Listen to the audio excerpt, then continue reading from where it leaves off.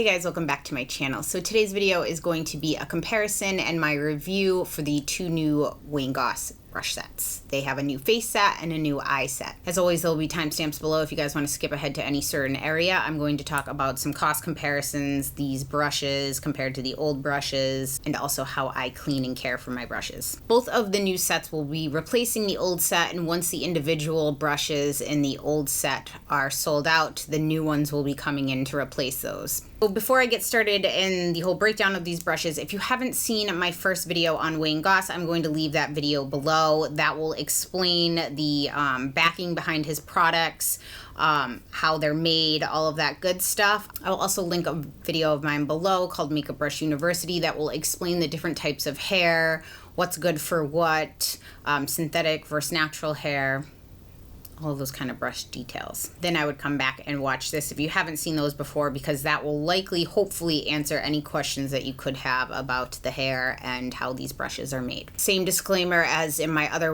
Goss video. All of these brushes are very well made. They're handmade by up to 20 Japanese artisans, handmade. None of the hairs are cut in these brushes. They're all just kind of pulled down from the bottom. And the nice part about that is it doesn't give the tips any blunt ends. It gives a much smoother application and they're not scratchy. What this comes down to is you have to decide how you like to apply your makeup. I would go look at some of your favorite makeup brushes and figure out why you like that brush if you're thinking of upgrading to any kind of handmade Japanese brushes. Japan is really the leader in artisan handmade makeup brushes and artist brushes of all kinds. Some of them aren't my favorite just because of my preferences on applying my makeup. The things you need to consider is like the handle length. If you like to be up close to your mirror, maybe if your eyesight is bad and this might hit the mirror, the weight of the brush. I wouldn't call they're not flimsy, but these handles aren't very like heavy and clunky. I think that they're the perfect weight. Ferrules are really nice, and none of these brushes have I ever experienced in any of his brushes any dye leaking for the ones that are dyed, nor have I experienced any shedding. I'm trying to think. I think the only one I've ever experienced shedding is I think this one with the synthetic tips on there, maybe once. So if I don't like a brush, you still may, and vice versa. To the best of my understanding, the only retailer of Goss's brush is Beautylish. On Beautylish's site and per Wayne himself, these brushes are cruelty-free, meaning no animals died in the collection of these hairs. From my understanding, what they say is that they're gathered from like a free-range farm that have like scratching posts or different things for the animal, and then cleansed, or the animals are brushed. Again, the hair is not a byproduct of animals dying in another industry, and then they collect the hair. I know many of you will say that any animal products are not cruelty-free. I'm just passing along to you the information that's on the site. Typically in Wayne's set, you don't get a discount for buying the brushes together. You just get early access until they're available individually, and so if you were to buy every brush individually, it'll cost you the same.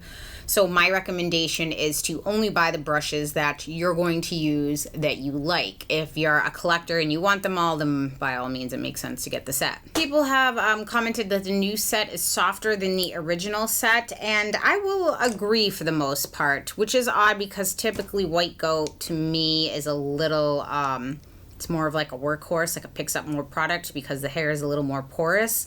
But it's true, these are softer. I think that has to do with the density of them as well. So let's start numerically and start with the face brushes. So this was the original 10 brush, and this is the new 10 brush. I filmed up close so you guys can see the difference between them. I actually got this brush, and it was meant, I think it was kind of marketed as for liquid and cream products. I didn't like this for liquid because this is natural goat hair down here and then synthetic up here. Natural hair can kind of give a streaky finish because of the way it holds on to product, where synthetic really just moves the product around and blends it in, which is nice because it does have the two. So the goat would pick up the product and the synthetic up top would help blend it in. I actually found two loves for this brush, and it made me buy 2 more of them. So altogether I have 3 of these. I got them because I knew that they were leaving. I use this for bronzer, which I love, and I love to take a little small amount of finishing powder, or without, and just buff out my contour, blush, and highlight. It just does an excellent job of blending this in. Unfortunately, you can't buy this brush anymore. The closest brush that I have that's like it is the MAC 187. There are some Hakuhodo brushes like this that I will link below. I haven't tried it, so I can't say if it's the same.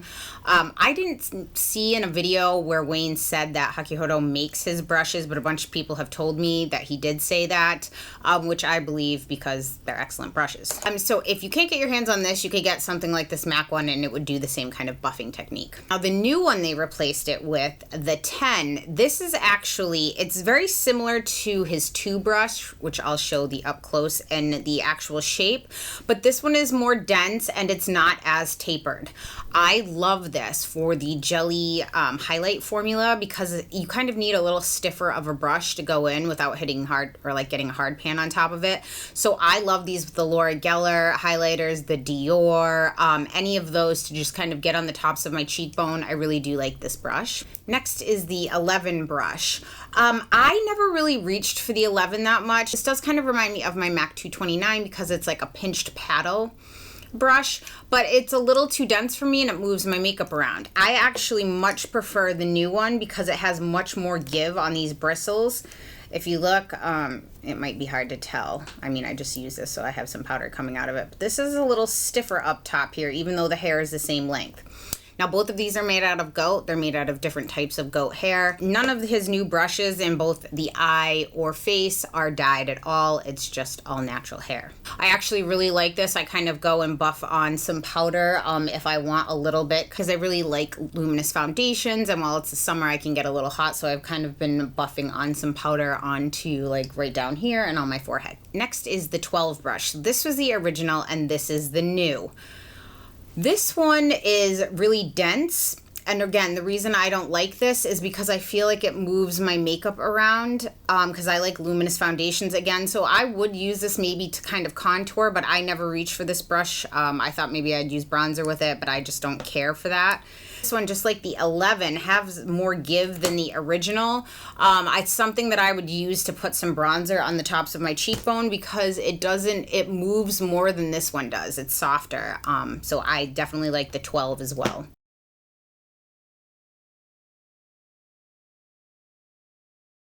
Next is the 13 and the new 13. I actually have only ever used this brush to buff on like a highlighter. This is one of the brushes I believe in Wayne's videos that he talks about like being able to do like multiple things with. You can buff on mineral foundation if you want. It's not something that I reach for very often. I will say the new one is softer. Yeah, it's just not something I reach for as often, but I will have some uses for it. If I was buying it individually, I wouldn't purchase that one. Next is the 14 brush, and here's the new one. I really like this brush. I own 2 of these, and I just got the one that came in the set. This I liked for trying to put on blush very lightly or kind of like dusting powder away if you had any, but I actually much prefer this 14 for blush application because the bristles on here, they're both very soft, but this one is more structured, so when I dip it into my powder, it picks it up and it has more structure to it. Like where this one, if I do this, it kind of gives more. This one gives me a little more pushback. It's easy to blend my blush and not get a very heavy application. All of these brushes, since the hair is so soft, it's much more difficult to overdo your makeup, which could be good for the everyday man or woman, or that just want a really light application. You don't want to be like really packing it on. And you can definitely build the application, but this has been one of my new favorite blush brushes. I've been reaching for this. My all-time favorite blush brush was my MAC 129 short handle, but I actually think I prefer this one better now. Next, broke my heart. My favorite brush on planet Earth is the Wayne Goss number 15, the original one. So I have 2 of them. Here is the new Wayne Goss. Now I just washed this and I reformed it. I'm going to show you in the video how I form my brushes, so it hasn't opened back up yet. The reason I like this one more is because it picks up more product. This one I'm getting a lighter application with. They're both really soft. The density of these brushes is different to me. And this will flail open a little more once I've used it again for a little while. I just wanted to clean them before the video to show up close. Please bring this one back. please. I love this brush so much. I wish I would have gotten more. I got one for highlight and one if I want a really light contour. This is a really well-made brush too, but I just don't like the application I get as much as I do with this. But it is a really nice fan brush. Now let's talk about the eye brushes. So this is the original 16 brush, and this is the new one. You guys watched my first video I did on my entire Wayne Goss collection at the time. I had mentioned how I would prefer some more white structured goat hair brushes, and this new eye set hit the mark for me. I like this brush in theory to kind of like blend the top of the shadows up, but I actually prefer a brush to have a little more give to it. You could use this for under eye concealer, but this wasn't a brush I ever reached for. If I'm looking for a really large brush to blend my shadows, I really like my Shiki-Hodo GSN 7. It's nice to just get in there and it kind of does all the work to mix everything together. This was not that for me, so I won't miss that brush. Now this brush is much more tapered at the end here, and this is good for transition colors or even trying to like do some more blending work. I don't have anything exactly like it in my collection. My Shiki-Hodo J5522 brush, this one is a lot less tapered than this one. As you can see, they come to a point there. I do like this brush, but I do think they need one that's almost like a little more of a bell, kind of like in the shape of a MAC 224, except I find my MAC, once I switch to these brushes, I find that brush very scratchy on my eyes. The one that is in his collection that is most like this would be the 03 brush. The density is different. The new one is definitely still more tapered than this one, but they're both good brushes. I actually do like this. I tried it a little more. I wish he had one that was a little less tapered made with this. Next, this is the old 17 and this is the new 17. I really liked this for highlighting my brow bone, but that's all I used it for. The new number 17 I love. Again, this is not tapered. You'll see in the up close, but I used this today. The new 17 I used to put the darker like pinkish red color on the outside of my eye here and blend it out. I really, really like this brush. As much as I like the 17, you could have gotten the MAC 252 brush, which was kind of similar. This one was longer. This one, I believe, is either pony or synthetic. This one I liked, but I won't miss this one because I much prefer the new one. I find this new eye set is much more detail-oriented friendly, where if you look at the picture of the original set, you'll see that those brushes are kind of big and you got like 2 paddles, you got a crease brush and then a detailer, but not a whole lot to do a lot of crease work and again, more detail work. Next is the old 18 and the new 18. This is one of my favorite brush shapes. The dupe for that would be my Shiki-Hodo J5523 brush or your MAC 217. And my cost comparison, I showed you, I'll show it up against the Morphe and Crown dupes. I think those are the M433 and the Crown C433. I love all of these brushes. I do find the Wayne one to be pinched a little more and not as fluffy when you look right at it.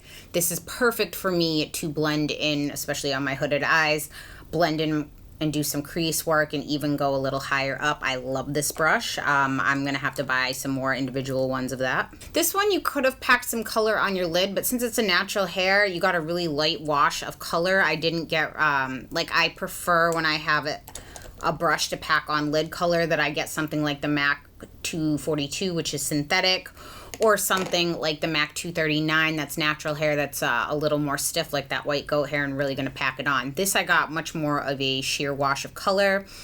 I won't miss this brush. I actually use it to smoke out my under eye sometimes. Next is the original 19 and the new 19. So these brushes have been kind of completely redone. This one was fluffier and larger. This one is small. This is my second favorite of the collection. This is very similar to my Shiki-Hodo J146.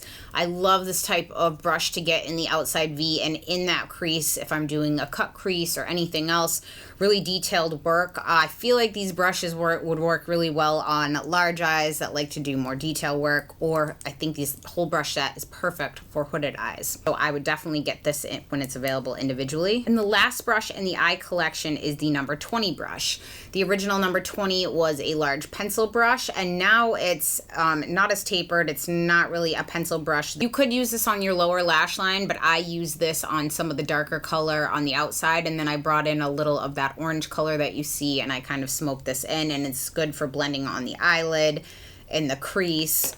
I know some people have commented that they feel like these brushes are very similar. When you see the up close, I mean, maybe you can tell and maybe you can't. All of these brushes have very different shapes when you're looking at them. The only ones that are somewhat similar to me are the 17 and the 19, although one is significantly bigger than the other. I would absolutely buy the entire eye set because I do love every brush. I mean, I love every brush that's in there. I'm not just like, it's okay. The face brushes, I would just buy the ones that I mentioned that I liked. I do feel there are a couple of brushes missing out of the eye set, like a larger brush that I like to blend with for my application preferences. And I know Wayne does natural hair brushes. I would like something like a MAC 242 synthetic to pack on pigments, glitters, whatever that is, because I will always have to reach for that otherwise. And I do feel like there's something missing to highlight your brow bone. So I would keep using my MAC 252 or the original number 17 by him. I do also like a pencil brush for detail work. So he has, I believe the original number 5 and the 20 are both pencil brushes. The 5 is a little smaller. So I wish you would have kept one of those. So if there are any more available on the site, I would grab those. Now let's get into some cost comparisons for you guys. Right here, I just wanted to take an example of these 6 different brands that make a very similar shaped brush that serves a similar function. All of these brushes are made of goat hair. Again, hair quality can vary, just like extensions. The more expensive brushes are going to get the first pick of the hair batches. The least expensive brushes are going to have the rougher quality hair. Then I just wanted to show you some of my favorite blush brushes. The Suku brush is approximately $130 right now, depending on what the exchange rate is. That's Gray Squirrel. The other 2 are Goat. You can see a huge price difference though. All 3 of these are handmade, 2 in Japan and Max are in China. I've been hearing more and more that Max brushes are all machine now. I know for a fact their sets are, but I still believe, to my understanding, that Max are still handmade. You can see Wayne Goss is $2 cheaper than MAC, and again, the quality can't be compared. Then I just wanted to show you, if you were to take, since they say Hakihodo makes Wayne Goss's brushes, if you took the comparable dupes from the Hakihodo line in the same brush shapes and sizes, it would be $265. So you do save some money with the Wayne Goss set, face set. Also keep in mind, Beautylish offers free worldwide shipping. Hakihodo, if you are in the US, has a $9 flat rate shipping, and if you're international and it's shipping out of the US, there is a $16 international shipping fee. Now, if we go on to the eye set, there are no individual prices listed out yet for the Wayne Goss eye set. We just know that the set is $130, so divide that up however they may make it look. And then the Hakihodo, if you were to take the comparables of the Wayne Goss brushes, you could build that set for $93. So you do save some money on the Hakihodo ones. You do have to figure in that shipping, either $9 for domestic or the $16 for international. Also, one thing I will make a note is I do find the Wayne Goss brushes a little more aesthetically pleasing. I like it that they're all black. I like it on the new sets, and I think as soon as his anniversary set came out, all the names are etched on there, laser etched. All my Hakihodo brushes that I have, all the names rub off. I've even had to paint them with like clear nail polish, but they do rub off, and then you have to hold them up to the light to see what they are. But again, they are excellent made brushes. The service is amazing. You get those in a very short amount of time. Beautylish and Hakihodo have a very good customer service. I just wanted to show you the difference between the 2. I do think Wayne's brushes are very affordable given the quality, and I don't hesitate to recommend them. I do own some Shikihodo brushes that I love. This is my, what is this, my Z1 or Z10? Z1, I think. Z1 powder brush. I think this was like a $180 brush. So, I mean, you can get an entire collection of some of his brushes for the cost of one. He does make some more expensive with the holiday brushes, the Artiste brush, and this was the holiday paddle from last year, the year before. I think it was the year before, and this was the last holiday one, I think. Hakihodo, Shikihodo, and Wayne Goss are among my favorite brushes. They're easily accessible for me. I can get the Wayne Goss from Beautylish, which is local. Hakihodo has amazing customer service. They're down in the LA area for their US shipping, and then I can get the Shikihodo on Beautylish as well. They may seem like very expensive, and I mean, they're not inexpensive, but if you look at them compared to MAC prices, they're sometimes like $1 more than a MAC brush, and the quality cannot be compared. The craftsmanship, the feel of the hair. I wanted to cover as well how I care for my brushes, my natural hair brushes that I consider more my luxury brushes. First, I'll tell you what I don't use on them. So I got some of this Cinema Secrets. This is just their makeup brush quick drying. I would never use this on my nice natural hair brushes. And the reason for that is because this is almost all alcohol. I mean, if you read in what's in it, I don't think it's on the back of this, but on their website, basically what this is like alcohol that has a little bit of fragrance in it. So that's why it's so fast drying. So you can spot treat your brushes, and that's great for makeup artists on set that need to disinfect and spot treat very quickly. I don't think that these natural hair brushes are something excellent for makeup artists unless you're like a celebrity makeup artist and you make a ton of money and you can replace these brushes often, because using such harsh detergents and cleaning agents on your brush is not going to make them last very long. It's just like your natural hair. You can go in and do something like an apple cider vinegar soak or cleanse on your hair. If you were to use apple cider vinegar every single day on your hair and your scalp without diluting it, it would eventually start causing your hair to be very dry, very brittle. Same thing with your scalp, you would have issues. Same thing with alcohol in the brush. This Parisian Spirit, I actually love to spot treat if I'm doing something, like I brought this to clean off while I was doing the girls' makeup in Bali when we went there. And I did not use any of my Wayne Goss eye brush sets, but like my MAC brushes, I would clean in this.